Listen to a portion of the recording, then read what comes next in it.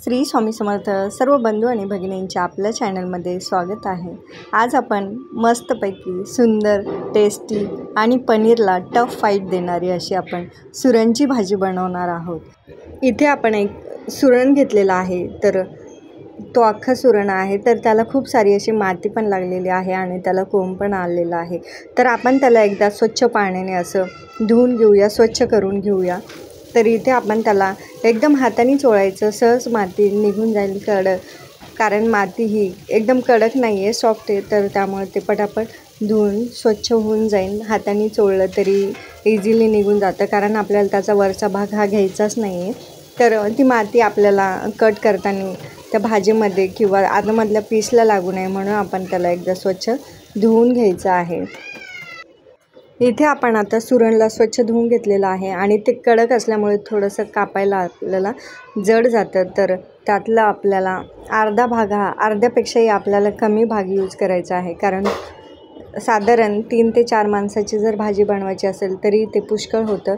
तर आपण त्याला अर्धं कट करून ठेवूया आणि तुम्ही फ्रीजमध्ये नाही ठेवलं, वरती ठेवलं तरीही ते व्यवस्थित राहतं, खराब होत नाही आणि फ्रीजमध्ये ठेवलं तरीही काही प्रॉब्लेम नाही। तरी ते आपण त्याचं वरचं साल सगळं काढून घेतलेलं आहे सालरने आणि त्याचा अर्धा भाग आपण फ्रीजमध्ये ठेवून देऊया। तर इथे सगळ्यात पहिले महत्त्वाची गोष्ट म्हणजे आपण सुरणची जेव्हा भाजी बनवतो ना, तर तेव्हा आपल्या हाताला पूर्ण हाताला व्यवस्थित आपल्याला खोबऱ्याचं तेल हे लावून घ्यायचं आहे, कारण सुरणला आपण हात जरी लावला ना असा नॉर्मली तरी त्याला खूप खास सुटते। तर म्हणून आपल्याला आपल्या हाताला खास सुटू नये, तर त्यासाठी आपण ही काळजी घ्यायची। त्यासाठी आपण इथे हाताला खोबऱ्याचं तेल लावून घेतलं आणि आपल्याला सुरण कट करायचं आहे।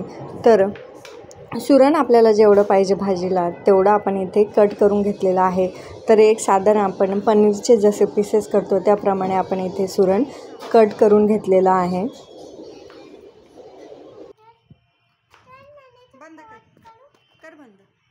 या पनीरच्या पीसेसचं साधारण वजन हे अर्धा किलो आहे। तर आपण अर्धा किलो समजा सुरण इथे घेतलेलं आहे कट करून आणि व्यवस्थित त्याचे असे आपण पीसेस केलेले आहेत। तर आपण इथे एक कुकरचं भांडं घेणार आहोत, तर त्यामध्ये आपल्याला साधारण 1 ग्लास पाणी घालायचं आहे आणि जे काही आपण सुरणचे पीसेस केलेले आहे ते सगळे सुरणचे पीसेस आपल्याला त्या कुकरमध्ये घालून घ्यायचे आहे आणि आपल्याला साधारण 1 शिट्टी घ्यायची आहे।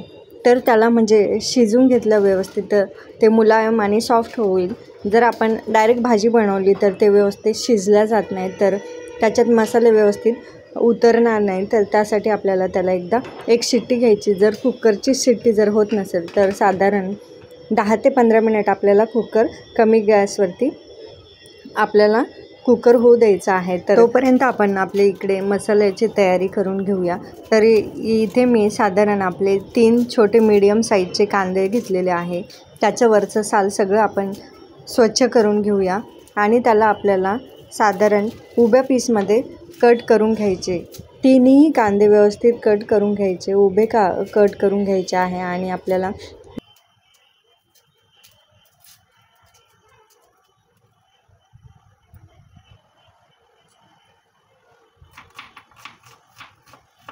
इथे आपण सगळे कांदे असे एका स्लाईससारखे कट केलेले आहे आणि आता आपल्याला त्याला एका लोखंडाच्या कढईमध्ये किंवा जो काही लोखंडाचा तवा असेल तर त्यामध्ये आपल्याला याला व्यवस्थित भाजून घ्यायचं आहे। असं तळून घ्यायचं नाही खूप तेल टाकून, तर साधारण नॉर्मल आपल्याला याला लाल होईपर्यंत आपल्याला थोडंसं खरपूस असं तव्यावरती भाजून घेतलेलं आहे। तर इथे मी लोखंडाचाच तवा का वापरला, तर आपल्या शरीरात लोहाचं प्रमाण जर कमी असेल तर ते लोहाचं प्रमाण आपल्याला या लोखंडाच्या कढईपासून किंवा त्या भांड्यापासून आपल्याला मिळतं। तर त्यासाठी आपण इथे लोखंडाचं कढई वापरलेली आहे। तर इथे आपण एक थोडंसं सुकं खोबरं घेतलेलं आहे, तर ते सुकं खोबऱ्याची आपल्याला इथे पीस करून घ्यायचे आहे। एकीकडे आपला कांदाही भाजतो आहे आणि आपल्याला एकीकडे खोबऱ्याचे थोडेसे पीसही कट करून घ्यायचे आहे आणि एका साईडला आपल्या इकडे कुकरही होतं आहे। तर इथे थोडासा आपला असा कांदा भाजल्यावरती थोडंसं आपल्याला याच्यामध्ये तेल घालायचं आणि व्यवस्थित त्याला आपल्याला फ्राय करून घ्यायचं आहे। इथे छान असा आपला कांदा ट्रान्सपरंट लाल आणि ब्राऊन असा व्यवस्थित आपला फ्राय झालेला आहे। आपण लगेच आता इथे जे काही आपण सुकं खोबरं घेतलं होतं त्याचे आपण बारीक पीसेस केलेले होते, कारण आपल्याला त्याला मिक्सरला वाटून घ्यायचं आहे म्हणून आपण त्याचे स्लाइस करून घेतलेले आहे आणि त्याला आपण व्यवस्थित भाजून घेणार आहोत। तर कांदा तुम्ही डिशमध्ये काढून घेतला आणि नंतर खोबरं भाजलं तरीही चालतं, परंतु कांद्याला ऑलरेडी मी तेल टाकलेलं होतं म्हणून ते तेल थोडंसं त्या खोबऱ्यालाही लागावं यासाठी मी तो कांदा आणि खोबरं नंतर एकत्र करून व्यवस्थित भाजून घेतलं। ऑलरेडी आपला कांदा आणि खोबरं व्यवस्थित हे वेगवेगळं भाजलेलंच होतं। तर इकडे आपला मसालाही व्यवस्थित भाजून झालेला होता। तर आणि कुकरचा गॅसही मी इथे बंद केलेला आहे। तर इथे आपल्याला थोडीशी कोथिंबीर घ्यायची आहे, साधारण 4 पाकळ्या लसणाच्या आणि थोडंसं अद्रक म्हणजेच आलं आपल्याला इथे थोडंसं घ्यायचं आहे। कोथिंबीर मी थोडीशी बारीक वाटून घेतलेली आहे, कापून घेतलेली आहे, म्हणजे मिक्सरच्या भांड्यात ती अडकणार नाही आणि आपला जो काही मसाला आहे तो मसाला व्यवस्थित आपला बारीक होईल याच हेतूने मी ती कोथिंबीर आपण थोडीशी कापून घेतली। नाही तर अख्खी तुम्ही जर कोथिंबीर निवडलेली टाकली तर ती त्या भांड्यामध्ये अडकेल आणि आपलं मसाला हा व्यवस्थित बारीक होणार नाही, तो वरच्यावरतीच राहून जाईल। म्हणून आपण इथे व्यवस्थित त्याला बारीक करून घेतलेला आहे। तर जर आपल्याला मसाला जेवढा पाहिजे असेल तर बारीक करून घ्यायचा आहे तेवढं चांगलं। तर एकदा मी थोडंसं मिक्सरच्या भांड्याला फिरून घेतलेलं होतं आणि तो काही व्यवस्थित पाहिजे तेवढा बारीक होत नाही, तर मग त्यानंतर आपल्याला थोडंसं त्यामध्ये पाणी घालून त्याची आपल्याला एक प्युरी तयार करायची। तर अजूनही तुम्हाला जर बारीक करायचं असेल तर तुम्ही त्याची प्युरी ही बारीक करू शकता। तर इथे अजून मी थोडंसं पाणी घालून व्यवस्थित त्याला मिक्सरला बारीक करून घेणार आहे। तर इथे आपण कुकर ऑलरेडी थंड झालेला आहे। तर तुम्ही बघत असाल इथे मी त्याच्यामध्ये 1 ग्लास पाणी घातलेलं होतं, तर त्याच्यामध्ये उगाच साधारण अर्धा कपापेक्षाही कमी पाणी राहिलं आणि आपलं सुरणही व्यवस्थित इथे शिजलेलं आहे। तर आता आपण एक कढई घेणार आहोत। तर कढईमध्ये आपण साधारण 1 चमचा आपल्याला पहिलं बटर घालायचं आहे। तर बटर आपलं पूर्ण जळून जाऊ नये यासाठी आपल्याला त्यामध्ये साधारण 3 किंवा 2.5 चमचे जी पळी असते तेवढं आपल्याला तेलाचं प्रमाण घ्यायचं, म्हणजे तेलाचीही फोडणी बसेल आणि बटरचीही फोडणी बसेल। तर आपलं तेल आणि बटर व्यवस्थित गरम झालेलं आहे। तर आपल्याला थोडासा याच्यामध्ये दालचिनीचा तुकडा आणि 2 लवंग घालायचे आहे। तर ते व्यवस्थित आपले फ्राय झाले की नंतर आपल्याला पाव चमचा याच्यामध्ये हळद घालायची आहे आणि हळद घातल्याच्या नंतर आपल्याला त्यामध्ये जो काही आपण मसाला वाटलेला होता कांदा खोबऱ्याचा, तर तो मसाला आपल्याला इथे घालायचा आहे। आपण हळद अगोदर यासाठी घातली होती की त्याचा उग्र वास येऊ नये, नाहीतर हळद तुम्ही जर नंतर घातली तर ती व्यवस्थित परतल्या जात नाही आणि व्यवस्थित आपला छान असा कलर भाजीला येत नाही, म्हणून आपण तो उग्रपणाही जातो आणि त्याचा वासही निघून जातो, म्हणून आपण तेलात पहिली हळद घातलेली होती। आपला जो काही मिक्सरमध्ये जो काही मसाला आहे तो आपण मसाला यामध्ये परतवायला टाकलेला आहे। तर आपल्याला याला व्यवस्थित असं शिजून घ्यायचं आहे। तेल आपलं पूर्ण त्या मसाल्याला लागलं पाहिजे, बटर आपलं मिक्स झालं पाहिजे। तर व्यवस्थित आपण तो मसाला मिक्स करून घ्यायचा आणि आपल्याला याला थोडा वेळ शिजू द्यायचं, बिना पाण्याचं शिजू द्यायचं। तर आपल्याला याच्यामध्ये तो मसाला शिजत असताना तुम्हाला जेवढी काही मिरची टाकायची असेल, तुम्हाला जर तिखट खूप प्रमाणात पाहिजे असेल तर त्या प्रमाणात तुम्ही इथे मिरची टाकू शकता। तर मी साधारण लवंगी मिरची आहे तर 1.5 चमचा लवंगी मिरची आणि साधारण 2 छोटे छोटे चमचे हा घरगुती आपला काळा मसाला जो असतो तो मसाला इथे मी टाकलेला आहे। तर तुम्हाला जो कोणता मसाला पाहिजे असेल तर तोही तुम्ही मसाला इथे ॲड करू शकता। बघा इथे आपला छान असा मसाला शिजलेला आहे, थोडंसं तेल सुटलेलं आहे।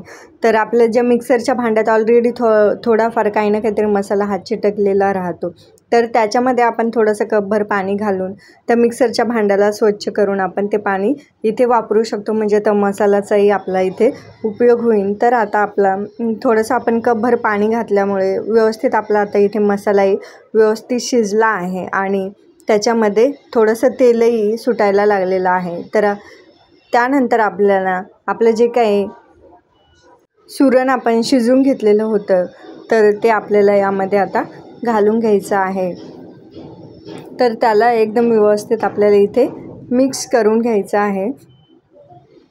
आणि सगळ्यात महत्त्वाची गोष्ट म्हणजे सुरण जेव्हा आपण खातो तर त्याला एक चव किंवा फ्लेवर यावा म्हणून आपल्याला इथे त्याला खाताना खाज येऊ नये म्हणून आपल्याला इथे 1 चमचा दही घालायचं आहे. तर तुमच्याकडे जर दही नसेल तर तुम्ही इथे थोडंसं लिंबूसुद्धा पिळू शकता किंवा लिंबूसुद्धा त्या भाजीमध्ये घालू शकता, म्हणजे आपल्या जिभेला किंवा घशाला खाज येणार नाही आणि आपल्याला त्याचा चवही अजून रुचकर लागेल. तर त्यासाठी आपण इथे दही घातलं होतं आणि गरम मसाला आपल्याला साधारण 1 चमचा इथे घालून आपल्याला भाजी व्यवस्थित शिजून घ्यायची आहे. तर त्यानंतर आपल्याला चवीपुरतं मीठ घालायचं आहे. तर इथे मी सेंधवा जे नमक असतं, मीठ असतं, तर ते थोडंसं खारटपणा त्याचा कमी असतो म्हणून मी इथे साधारण 1.5 चमच्याच्या आसपास इथे मी मीठ घातलेलं आहे. तर नॉर्मल जे सॉल्ट असतं ते थोडंसं खारट असतं, तर त्याप्रमाणे आपल्याला इथे चवीपुरतं असं मीठ घालायचं आहे. व्यवस्थित त्याला मिक्स करून घ्यायचं आहे आणि आता आपल्याला याच्यावरती साधारण 5 मिनटासाठी भाजीवर झाकण ठेवायचं आहे. म्हणजे ऑलरेडी आपली भाजी झालेली, परंतु एक त्या सुरणमध्ये तो मसाला उतरावा, त्याची चव तिखटपणा उतरावा म्हणून आपण भाजी इथे व्यवस्थित अशी एक वाफ घेतलेली आहे. छान इथे असं आपलं सुरण व्यवस्थित मस्त आणि झणझणीत झालेलं आहे. तर बघितल्यास त्याला एकदम छान असा सुंदर दिसते, तर असं तोंडाला लगेच पाणी सुटलेलं आहे. तर इथे आपण गरमागरम असं सुरण एका वाटीमध्ये काढून घेतो आहे. तर तुम्हाला जर आवडलं असेल सुरणची रेसिपी तर नक्की ट्राय करा आणि मला कमेंट करून सांगा की सुरणची भाजी ही कशी झाली. तर तुम्हाला जर व्हिडिओ आवडला असेल तर नक्की लाईक, शेअर आणि सबस्क्राईब करा. धन्यवाद. श्री स्वामी समर्थ.